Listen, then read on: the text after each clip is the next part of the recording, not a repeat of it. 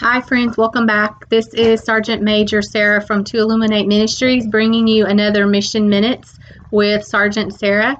We have been in our previous little videos talking about being soldiers and warriors in the army of Christ and how the Lord gives us a calling and He gives us a title and He gives us a specific name that is tied to the story that He has written for our lives and planned out for us, even before we were ever even born, and especially before we were even born into His kingdom as a son or a daughter, a child of God.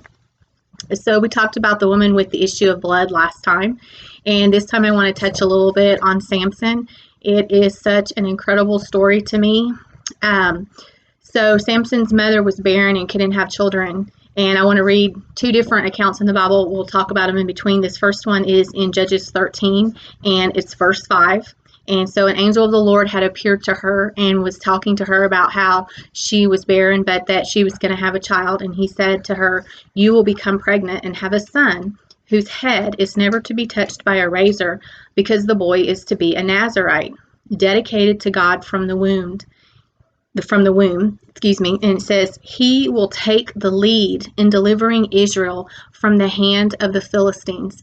So before Samson was ever even born, God called him as a leader. He created him and made him as a warrior and a leader. That was something that God created him to do. And he told his parents about it before he was ever even born. And he told them what to do. There were certain things that they had to do. We all know Samson wasn't supposed to cut his hair.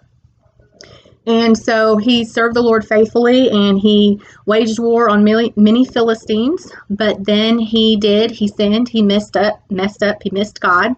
Sometimes as warriors, we don't win the battle. Sometimes we lose.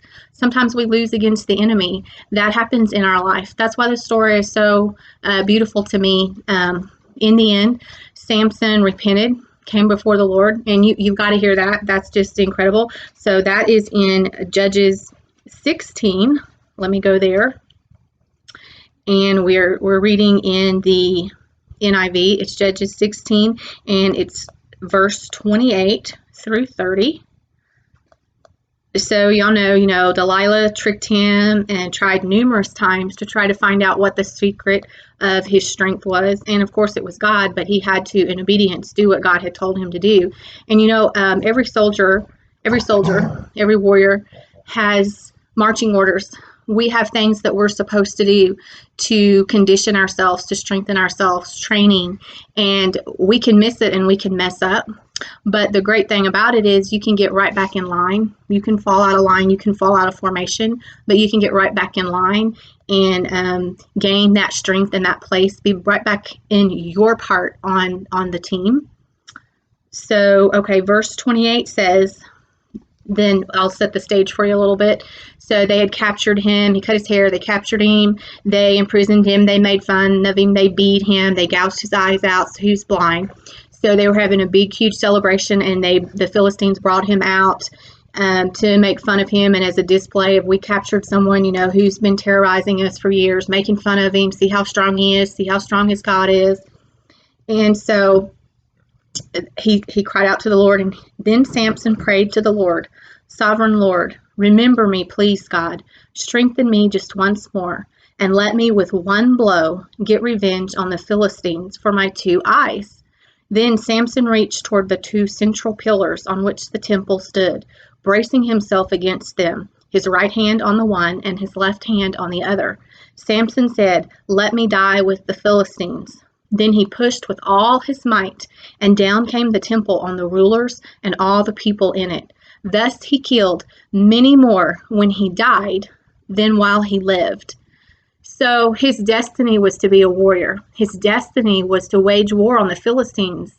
And he did that. Along the way, he lost some battles, he lost some fights, but in the end, he got right. He came back and he cried out to the Lord. And that path that God had created for him to do, he went out stronger and greater than what he had done all of those previous times. That's so encouraging. Sometimes we miss it.